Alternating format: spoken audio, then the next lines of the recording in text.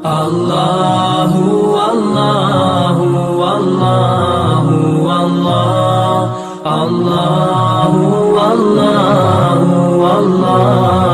اللہ رب اشرح لی صدری ویسر لی امری واحلل عقدۃ من لسانی یفقہوا قولی اعوذ باللہ من الشیطان الرجیم بسم اللہ الرحمن الرحیم للذین یؤلون من نسائہم، جو لوگ قسم کھا لیتے ہیں اپنی عورتوں کے پاس جانے سے، تربص اربعۃ اشہر،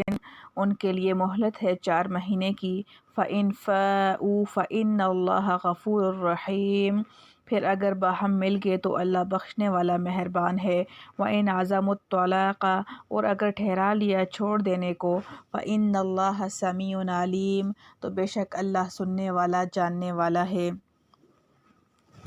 اِلیٰ کا حکم، للذین یؤلون اِلیٰ قولہ سمیع علیم، یعنی جو لوگ بلا قید مدت یا 4 ماہ یا زائد مدت کے لیے قسم کھا بیٹھتے ہیں اپنی بیویوں کے پاس جانے سے، ان کے لیے 4 مہینے تک کی مہلت ہے۔ سو اگر ان 4 مہینوں کے اندر یہ لوگ اپنی قسم کو توڑ کر عورت کی طرف رجوع کر لیں تب تو نکاح باقی رہے گا،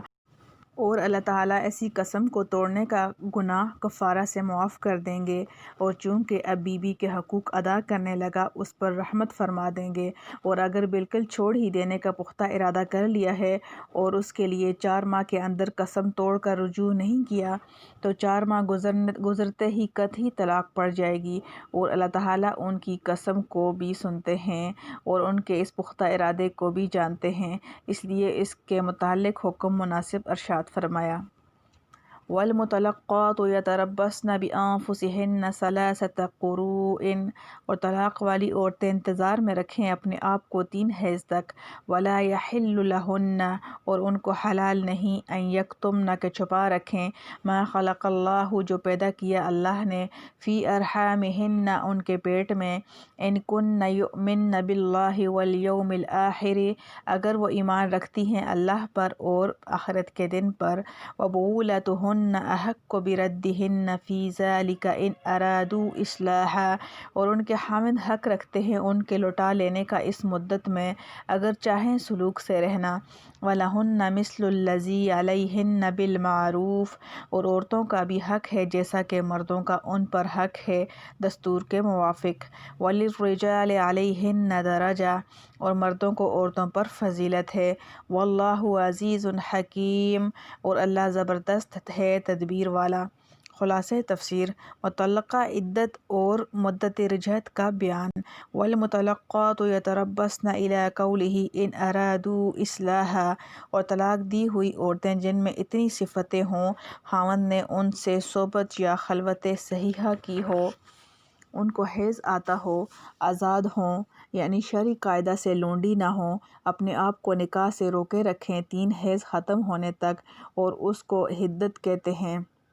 اور ان عورتوں کو یہ بات حلال نہیں کہ خدا تعالیٰ نے جو کچھ ان کے رحم بچہ دان میں پیدا کیا ہو، خواہ حمل ہو یا حیض، اس کو پوشیدہ کریں، کیونکہ اس کے پوشیدہ کرنے سے عدت کا حساب غلط ہو جائے گا۔ اگر وہ عورتیں اللہ تعالیٰ پر اور یوم آخرت پر یقین رکھتی ہیں، بوجہ اس کے کہ اس یقین کا مقتضا یہ ہے کہ اللہ تعالیٰ سے ڈریں کہ قیامت میں نافرمانی پر سزا نہ ہو جائے، اور ان عورتوں کے شوہر جبکہ ان کو طلاق رجعی ملی ہو، جس کا بیان آگے آئے گا، ان کے بلا تجدید نکاح پھر لوٹا لینے کا حق رکھتے ہیں اس عدت کے اندر، اور اس لوٹا لینے کو رجعت کہتے ہیں، بشرطے کہ رجعت کرنے سے اصلاح کا قصد رکھتے ہوں، اور ورنہ تنگ کرنے کے لیے رجعت کرنا لا حاصل ہے، گو رجعت تو ہو ہی جائے گی، اور یہ حکم اصلاح کا اس لیے کیا گیا کہ عورتوں کے حقوق ہیں مردوں پر، جو کہ نفس وجوب میں مثل انہی کے حقوق کے ہیں جو ان عورتوں پر ہیں مردوں کے، کہ ان کو قاعدہ شرعی کے موافق ادا کیا جائے،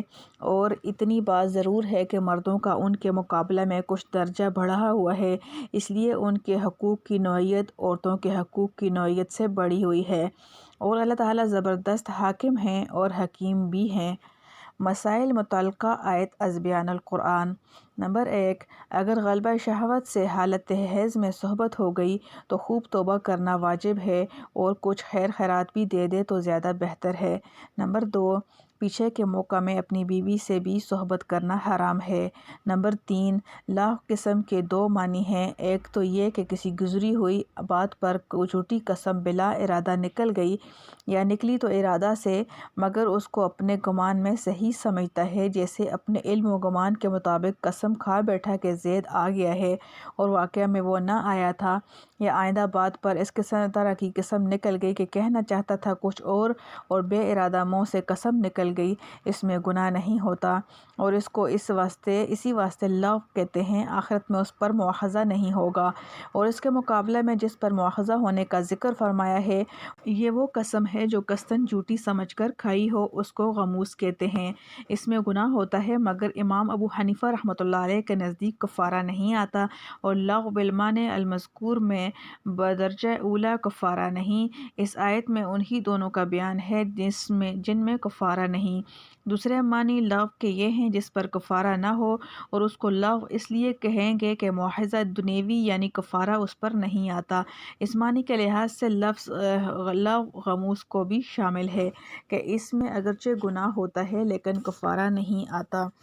اس کے مقابلے میں وہ قسم جس پر کفارہ بھی آتا ہے منعقدہ کہلاتی ہے۔ اس کی حقیقت یہ ہے کہ قصداً یوں قسم کھائے کہ میں فلاں فعل کروں گا یا فلاں کام کروں گا، اس میں خلاف کرنے سے کفارہ لازم آتا ہے۔ نمبر 4، اگر کوئی قسم کھا لے کہ اپنی بیوی سے صحبت نہ کروں گا، اس کی 4 صورتیں ہیں۔ ایک یہ کہ کوئی مدت معین نہ کرے، دوم یہ کہ 4 مہینے کی مدت کی قید لگا دے، سوم یہ کہ 4 ماہ سے زیادہ کی مدت کی قید لگا دے، چہارم یہ کہ 4 ماہ سے کم کی مدت کا نام لے۔ پس صورت اول و دوم اور سوم کو شرح میں ایلا کہتے ہیں، اور اس کا حکم یہ ہے کہ اگر 4 ماہ کے اندر اپنی قسم توڑ ڈالے اور بیوی کے پاس چلا آئے تو قسم کا کفارہ دے اور نکاح باقی ہے، اور اگر 4 ماہ گزر گئے اور قسم نہ توڑی تو اس عورت پر قطعی طلاق پڑ گئی، یعنی بلا نکاح رجوع کرنا درست نہیں رہا۔ البتہ اگر دونوں رضامندی سے پھر نکاح کر لیں تو درست ہے، حلالہ کی ضرورت نہ ہوگی۔ اور چوتھی صورت کا حکم یہ ہے کہ اگر قسم توڑے تو کفارہ لازم ہوگا، اور اگر قسم پوری کر لی جب بھی نکاح باقی ہے۔ بیان القرآن، معارف و مسائل، مرد و عورت کے فرق اور میاں بیوی کے باہمی حقوق و درجات پر ایک جامع آیت۔ وَلَهُنَّ مِثْلُ الَّذِي عَلَيْهِنَّ بِالْمَعْرُوفِ الآیہ۔ یہ آیت عورتوں اور مردوں کے باہمی حقوق و فرائض اور ان کے درجات کے بیان میں ایک شرعی ضابطہ کی حیثیت رکھتی ہے۔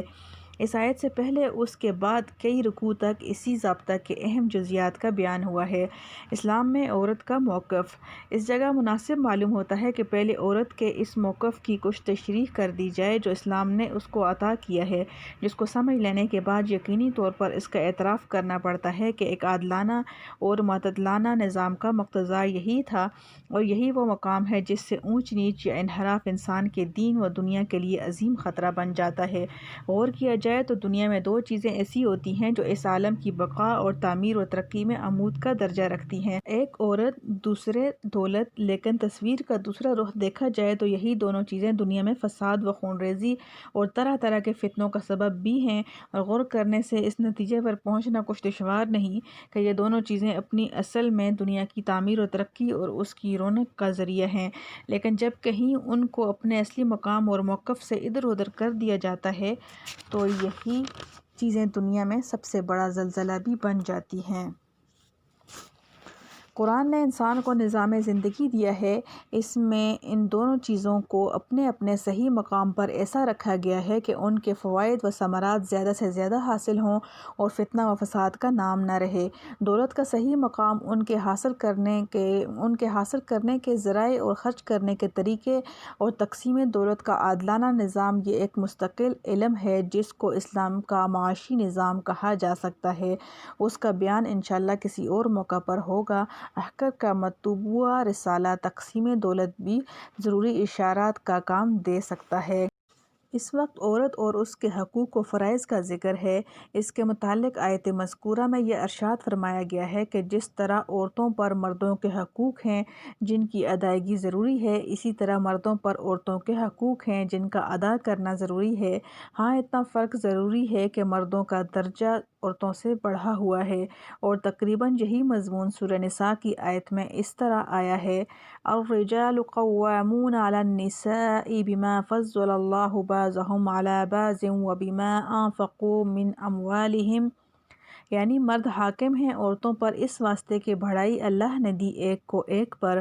اور اس واسطے کہ خرچ کیے انہوں نے اپنے مال۔ الحمدللہ حمدا کثیرا طیبا مبارکا فیہ کما یحب ربنا ویرضی۔